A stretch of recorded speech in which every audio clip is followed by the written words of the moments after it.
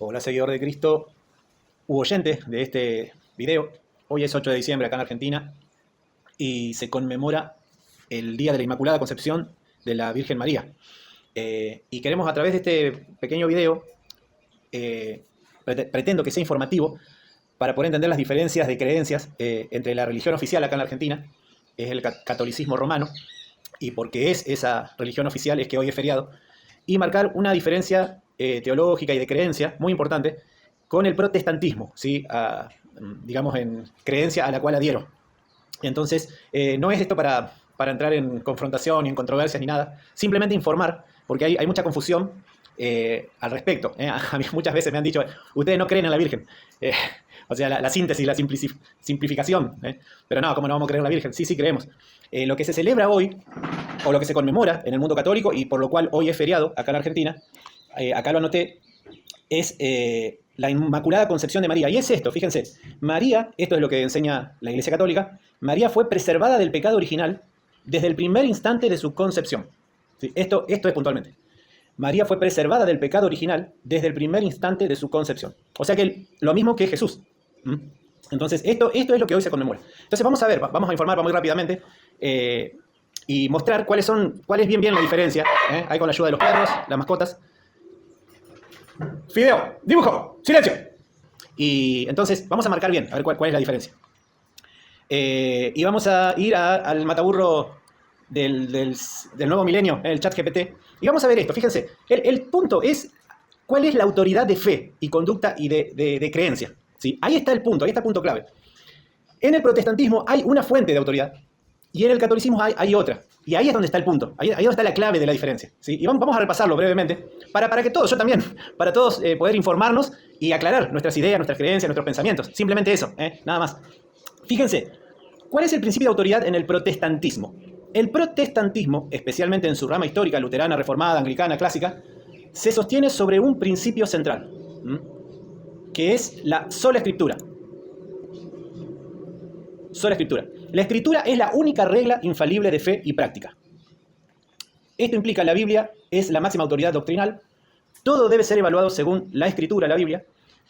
Las demás autoridades, pastores, confesiones, concilios, son subordinados y falibles. ¿Sí? Entonces, acá donde reside el núcleo, el nudo de la cuestión de la creencia, por ejemplo, en este tema tan práctico y tan vigente, hoy no trabajamos, día lunes, es feriado, por una creencia muy importante en nuestros hermanos católicos que tienen este dogma, esta creencia, que María, la Madre de Jesús, cuando fue concebida, no recibió la herencia del pecado original. Y acá está bueno esto porque sirve para aclarar algo. Desde Adán y Eva, por sucesión, por una cuestión de padre-hijo, entró en la humanidad, esto lo enseña claramente el Nuevo Testamento, entró como si fuera un virus, como si fuera un hechizo, una maldición, que se llama el pecado. El pecado, como dice ahí, el pecado original. El pecado original, ¿sí? Transmitido. Por lo cual se enseña en el Nuevo Testamento que nosotros desde que nacemos ya tenemos una tendencia hacia el mal, hacia el egoísmo, hacia lo malo, hacia el orgullo, hacia la soberbia. Nadie nos tiene que enseñar, solito aprendemos eso, ¿sí? Entonces ese es el pecado original que traemos. Bueno, esta creencia enseña, ahora vamos a ver bien los detalles, que María, al igual que Jesús, María cuando fue concebida no recibió, como dice acá, fue preservada y no recibió esa herencia pecaminosa, ¿sí? Bueno, a ver, vamos a seguir con el mataburro ChatGPT. Implicaciones internas de esta creencia del protestantismo que cree solamente la fuente de autoridad del protestantismo es la Biblia, nada más, ¿sí? Y dice implicaciones internas, ya vamos a ver cuál es la fuente de autoridad en el catolicismo, y de ahí proviene la cuestión esta de este día feriado. Implicaciones internas. En el protestantismo, la escritura interpreta la escritura, el principio hermenéutico. El Espíritu Santo ilumina al creyente y a la iglesia para entenderla, para poder entender la escritura. La autoridad doctrinal se ejerce por medio de confesiones, por ejemplo, Westminster, Belga, Augsburgo, pastores, ancianos, sínodos es como concilios, pero ninguno es infalible, o sea, pueden fallar. Lo que sí es infalible es la escritura, es la Biblia. Resultado, autoridad descentralizada, subordinada a la Biblia, con énfasis en responsabilidad personal, o sea, yo tengo que ser responsable al leer la escritura, autoridad pastoral colegiada, corrección doctrinal por la palabra, por la Biblia, por los 66 libros de la Biblia. Ahora vamos, principio de autoridad en el catolicismo. El catolicismo tiene un sistema de autoridad tripartito, donde 3 fuentes son consideradas conjuntamente como la regla de fe, la doctrina, lo que se debe creer. Escritura más tradición más magisterio. Esas son las tres fuentes de autoridad en el catolicismo romano. Primero, escritura. La Biblia es la palabra de Dios, pero no es suficiente por sí sola. Necesita interpretación autorizada. 2, tradición apostólica. La Iglesia enseña que Cristo y los apóstoles transmitieron doctrinas no solo por escrito, sino también oralmente. Por eso la tradición es igual en autoridad que la escritura. Se desarrolla en la historia bajo la guía del Espíritu Santo. Entonces, así como está la Biblia como autoridad, también está la tradición. La tradición, y esa tradición fue oral y se desarrolla bajo la guía del Espíritu Santo. O sea, el Espíritu Santo inspiró la palabra de Dios, pero también de alguna forma condujo la tradición. Y después la tercera fuente de autoridad en el catolicismo romano es la autoridad docente de la Iglesia, especialmente el Papa, que es infalible, ex cátedra en fe y moral. Ex cátedra quiere decir que lo que el Papa dice es la verdad pura y hay que hacerlo, ¿sí? Y como él lo dice, así es. Eso quiere decir es ex cátedra. Y otra, los obispos en comunión con él. Los obispos que están en comunión con el Papa también son una fuente de autoridad. Para el catolicismo, la Biblia no puede interpretarse correctamente sin el magisterio. El magisterio garantiza la interpretación auténtica. La tradición explica y completa la escritura. Resultado, la autoridad centralizada en el Papa y el episcopado capaz de definir doctrinas infalibles. Diferencia clave entre ambos sistemas. Protestantismo, la autoridad suprema, solo la Biblia. Las confesiones son útiles, pero no infalibles. La Iglesia está bajo la Escritura. La Escritura está arriba, la Iglesia está por abajo de la Escritura. Toda doctrina debe ser probada con fundamento bíblico. No existe un intérprete humano infalible. No existe un intérprete humano infalible. Y en el catolicismo, la autoridad suprema es triple. Escritura, la Biblia, pero también al mismo nivel, tradición y el magisterio de las autoridades. Lo que las autoridades dicen e interpretan de la tradición y de la Escritura está en el mismo nivel de autoridad que la palabra de Dios.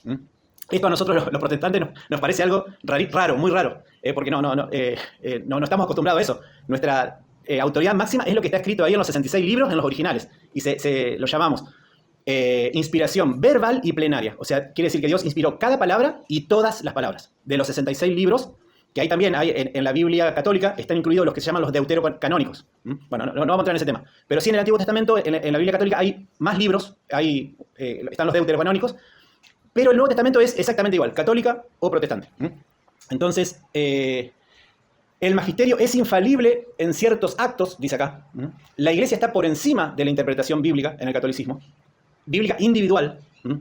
Ojo, yo no estoy diciendo, los dos sistemas tienen cosas positivas y cosas no positivas, por decirlo de alguna forma. Porque una de las cosas que tenemos los protestantes es que cada uno agarra la Biblia y así se han formado muchísimas cosas que son incorrectas, en muchísimos grupos, al no estar centralizados en una sola cabeza terrenal, en un sistema piramidal como es el sistema romano, católico romano. Bueno, cada uno, en el protestantismo, cada uno agarra la Biblia y dice, a mí me parece esto, a mí me parece lo otro, y bueno, ahí hay un punto en contra, un punto en contra. Y en el catolicismo está el punto en contra, que lo que el Papa o las autoridades dicen no tiene discusión. No hay forma, por más que uno vaya a la Biblia y le parezca que no, que esto es, como se dice, palabra santa. Así que la Iglesia es la intérprete oficial de la Biblia. Y la tradición puede contener dogmas no explícitos en la Biblia. La tradición puede tener dogmas, doctrinas que hay que aceptar y creer que quizás no estén en la Biblia. Eso lo enseña la Iglesia Católica. Ejemplos prácticos, dice acá. ¿Quién define la doctrina? ¿Protestantismo? ¿Quién define la doctrina? La Biblia. Después sigue los pastores, los sínodos, que son los concilios, la iglesia local. La iglesia local, en definitiva, es el último eslabón que dice, bueno, acá nosotros creemos esto, aquello y lo otro. Y lo hacemos así, cantamos de esta forma y hacemos de la otra. El error siempre es posible, se busca reforma continua. Ahí está el punto. El error siempre es posible. Y se busca ir avanzando, creciendo. Dice la palabra de Dios, el Espíritu nos va guiando a toda la verdad. Nos va guiando. Vamos progresando, avanzando. Bueno, en el catolicismo, el Papa y los obispos definen la doctrina. El Papa dice, esto es así, así es. Y los obispos interpretan la tradición, definen dogma infalible, no puede haber error en magisterio ex cátedra o concilios ecuménicos de Roma. Y va terminando ya, dice, sobre el papel de la iglesia protestante. La iglesia enseña la Biblia, pero no produce nueva revelación ni norma infalible. Claro, en el protestantismo la revelación ya está terminada. No hay que agregarle, nadie puede agregarle nada. De hecho, hay varias advertencias en el Nuevo Testamento donde Dios dice, no le agreguen ni le quitan nada. En Apocalipsis está ese concepto. No le agregan ni le quitan nada. Entonces, bueno, en el protestantismo la Biblia es la autoridad máxima y por debajo estamos ahí leyéndola y pidiendo sabiduría para poder creer, tener una creencia correcta, ¿sí? Según nuestro punto de vista, respetamos, obviamente, este es una interacción respetuosa, ¿sí? Simplemente para aclarar las posiciones y por qué. Porque aquella admonición, ustedes no creen en la Virgen. Ahora vamos a ver. La Iglesia define la doctrina, interpreta la revelación y posee autoridad para, en la Iglesia Católica, ¿no?, declarar dogmas, exponer tradición, interpretar la Escritura. En definitiva, en la Iglesia Católica es una pirámide y en la punta está el Papa y lo que dice el Papa es lo correcto para creer, ¿está? Y en el mundo protestante lo que está no es una pirámide, no está organizado el pueblo protestante en forma piramidal sistemática, sino que hay un pueblo más horizontal y hay una autoridad máxima que es la Biblia, la palabra de Dios. El tema de la infalibilidad. El protestante dice, solo la Escritura es infalible. El católico, el Papa es infalible cuando habla ex cátedra. Cuando dice, acá le voy a decir una doctrina que ahora, a partir de ahora hay que creer, entonces eso es infalible. Los concilios ecuménicos también pueden definir doctrina infalible. Resumen, como hace siempre ChatGPT. Resumen, tema protestante católico. Tema, autoridad suprema, la Biblia para el protestante. Católico, Biblia, tradición y magisterio. Interpretación. Protestante, cuerpo pastoral más Espíritu Santo. Católico es el magisterio. Es lo que dice la autoridad máxima de la Iglesia, interpreta la Biblia. Infalibilidad. Para el protestante, solo la Biblia es infalible. Para el católico, la Escritura es infalible, pero también el magisterio en ciertos casos. En ciertos casos es infalible. Tradición. En el mundo evangélico, no es que ignoramos totalmente la tradición, pero la tradición tiene que estar subordinada a la Biblia. Y en el católico, la tradición está al mismo nivel de autoridad que la Escritura. Entonces, el Papa, el líder máximo, en el protestantismo no existe, y en la Iglesia Católica, cabeza visible, infalible, ex cátedra. Concilios. Para el evangélico protestante, los concilios son útiles, pero no son infalibles, vamos a decirlo así. No son infalibles. Pueden tener errores. Y de hecho se van muchas veces mejorando. Y en el catolicismo, los concilios son infalibles en materia de doctrina. Así que bueno, ahora pasamos a nuestro tema. El 8 de diciembre. Y ya terminamos brevemente. Vamos a ver, porque acá está el punto. El punto del Día de la Virgen. Los evangélicos creemos, si está en la Escritura, lo creemos. Si no está en la Escritura, no lo creemos. Pero bueno, vamos a ver, fíjense, acá vamos a ver un caso práctico, este caso puntual. El 8 de diciembre, ¿qué es lo que se celebra? El 8 de diciembre la Iglesia Católica celebra el dogma de la Inmaculada Concepción, que afirma que María fue preservada del pecado original desde el primer instante de su concepción. Este dogma fue definido por el Papa Pío IX en 1854 en la bula Ineffabilis Deus. Este es un ejemplo perfecto para entender cómo funciona la autoridad en catolicismo y protestantismo. Está bueno, para entender bien cuáles son las diferencias y cómo es esta cuestión respecto de la Virgen María. Fíjense, qué mujer, tremendo, qué mujer. Brevemente, ya seguimos, pero brevemente, para la salvación de nuestra alma, para la salvación de nuestra condenación eterna, nuestra ofensa, nuestro pecado, fue a Dios, ¿sí? Fue tremenda, fue cósmico. O sea, nuestra ofensa era al Dios infinito, eterno, inmutable. Por lo tanto, la ofensa era infinita. No había sacrificio de nadie podía sacrificarse porque nunca iba a alcanzar para pagar la deuda de la ofensa, de la santidad infinita de Dios. Entonces tenía que ser, ni siquiera podía venir un ángel, un arcángel, tenía que ser Dios mismo, porque la ofensa era a Dios. Y entonces Él mismo se hace hombre, pero claro, pero también tenía que ser hombre, tenía que ser humano. Y entonces en la Virgen María sucede el milagro, el punto tremendo, este sí que es el misterio más grande de toda la historia. Porque divinidad y humanidad se unieron en el vientre de esta mujer tan especial. ¿Sí? ¿Cómo no vamos a creer en la Virgen? Sí, por supuesto que sí. En el vientre de la Virgen María, fíjense lo que le dice el ángel. Entrando el ángel en donde ella estaba, le dijo: salve, muy favorecida, el Señor es contigo, bendita tú eres, bendita tú entre las mujeres. Mas ella, cuando le vio, se turbó por sus palabras y pensaba, ¿qué salutación sería esta? Entonces el ángel le dijo: María, no temas, porque has hallado gracia delante de Dios. Y ahora concebirás en tu vientre y darás a luz un hijo y llamarás su nombre Jesús. Este será grande y será llamado Hijo del Altísimo. Y el Señor Dios le dará el trono de David, su padre. Y reinará sobre la casa de Jacob para siempre y su reino no tendrá fin. Por supuesto que creemos en la Virgen. Pero nosotros, el protestante, el evangélico, cree aquella doctrina que está revelado acerca de la Virgen María. En ningún momento y en ningún pasaje de toda la Escritura, en ningún momento se enseña que María de Nazaret, fue preservada en el momento de su concepción del pecado original. Por lo tanto, como no está enseñado ni revelado, entonces ahí está la gran diferencia, ¿sí? En el catolicismo, esto, aunque no está en la Escritura, fue, como leímos recién acá, digamos, fue un dogma como leímos en el año 1854, definido por Pío IX.